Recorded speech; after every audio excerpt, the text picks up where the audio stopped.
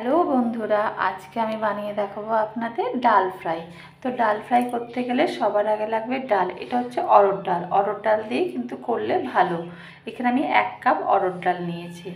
লাগছে জিরে, গোটা জিরে আন্দাজ মতন। আমি এখানে ছোটো চামচের 1 চামচ গোটা জিরে নিয়েছি, একটা শুকনো লঙ্কা নিয়েছি। লাগবে ধনেপাতা কুচি, এখানে ভালো করে ধুয়ে কুচিয়ে নিয়েছি। লাগছে পেঁয়াজ, একটা বড় সাইজের পেঁয়াজ ভালো করে কেটে ধুয়ে রেখেছি।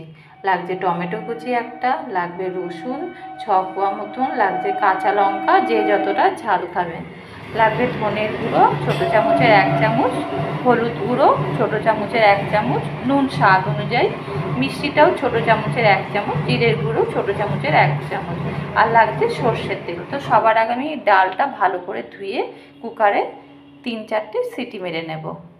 দেখুন আমি ভালো করে ডালটা ধুয়ে নিয়েছি, ধুয়ে জল দিয়ে দিয়েছি আন্দাজ মতন, আর এখানে 1/2 চামচ মতন নুন দিয়ে দিলাম। দিয়ে আমি এবার সিটি দিয়ে দেবো 3টে। নুনটা দিলে কি হবে, ডালটা কিন্তু তাড়াতাড়ি সেদ্ধ হয়ে যাবে, আর ভেতরটার মধ্যেও নুন নুন থাকবে। সেই জন্য আপনাদের যতটা সিটি লাগবে সেই হিসাবে আপনারা সিটি দেবেন। আমার এখানে 3টে দিলেই কিন্তু হয়ে যাবে। তাহলে চলুন আমি প্রথমে সিটিটা মেরে নিই। ডালটা দেখুন আমার কিন্তু গলে গেছে। এইভাবে আপনারা সিটি মেরে নেবেন। এইবার আমি এটাকে সরিয়ে কড়াই বসিয়ে দেব। কড়াইটা আমি বসিয়ে দিয়েছি, এবার আমি গরম করে তেল দিয়ে দেবো। গরমটা তো হয়ে গেছে, এবার আমি তেল দিয়ে দিচ্ছি পরিমাণ মতন, যাতে পেঁয়াজ আর মশলাগুলো ভাজার মতন। তো দেখুন আমি এতটা মতন তেল দিয়েছি। এবার তেলটা গরম হলে তারপরে আমি ফোড়নগুলো দেব। তেলটা গরম হয়ে গেছে, এবার আমি এর মধ্যে শুকনো লঙ্কাটা দিয়ে দিলাম। একটু শুকনো লঙ্কাটা ভাজা ভাজা হয়ে যাক। শুকনো লঙ্কাটা ভাজা ভাজা হয়ে গেছে, এবার আমি এই ছোটো চামচের 1 চামচ গোটা জিরে দিয়ে দিয়েছি। জিরেটাও আমার ভাজা ভাজা হয়ে যাচ্ছে। এইবার আমি যেই রসুনগুলো রেখেছিলাম সেটা আমি একটু থেতো করে নিয়েছি। এবার রসুনটাও আমি দিয়ে দিলাম, দিয়ে একটু নেড়ে নিচ্ছি যাতে পড়ে না, একটু হালকা লালচে লালচে হবে। দেখুন হালকা হালকা লালচে লালচে হয়ে গেছে। এইবার আমি এর মধ্যে এই কুচনো পেঁয়াজগুলো দিয়ে দেব,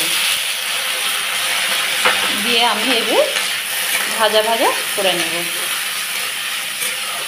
একটু লালচে লালচেভাবে ভাজতে হবে পেঁয়াজগুলো।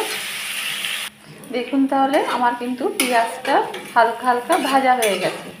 এইবার আমি এর মধ্যে এই টমেটোটা কুচিয়ে রেখেছিলাম আর কিছুটা লঙ্কা কুচনো আমি এর মধ্যে দিয়ে দিলাম। দিয়ে আমি এবার এটাকেও ভাজা ভাজা করে নেব। টমেটোটা যাতে একদম গলে যায় সেই মতনই ভাজবো।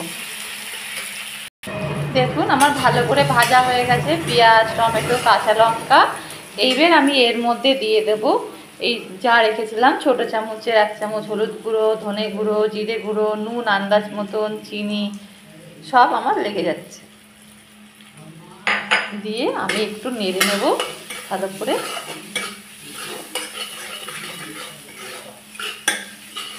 নেড়ে নিয়েছি। এইবার আমি এর মধ্যে এই ডালটা যেটা সেদ্ধ করেছিলাম সেইটা আমি ঢেলে দেব। ডালটা কিন্তু বেশি পাতলা করবেন না, ডাল ফ্রাই একটু কিন্তু গাঢ় গাঢ়ই হয়। ডালটাকে আমি ভালো করে নেড়ে একটু ফুটিয়ে নেব। তারপর একটু ধনেপাতা দিয়ে সব নুন মিষ্টিটা একটু দেখে নেব, দেখে নামিয়ে নেব। আর তো আমার চিনি লাগবে না, যদিও যা দিয়েছি সব আন্দাজ মতনই দিয়ে দিয়েছি। একটু ফুটে গেলেই আমি ধনেপাতাটা দিয়ে দেবো। দেখুন আমার কিন্তু ফুটে গেছে ডালটা। এইবার আমি এর মধ্যে ধনেপাতাগুলো ছিটিয়ে দিচ্ছি, দিয়ে আমি এবার নেড়ে নামিয়ে নেব। একদম আমার রেডি হয়ে গেছে।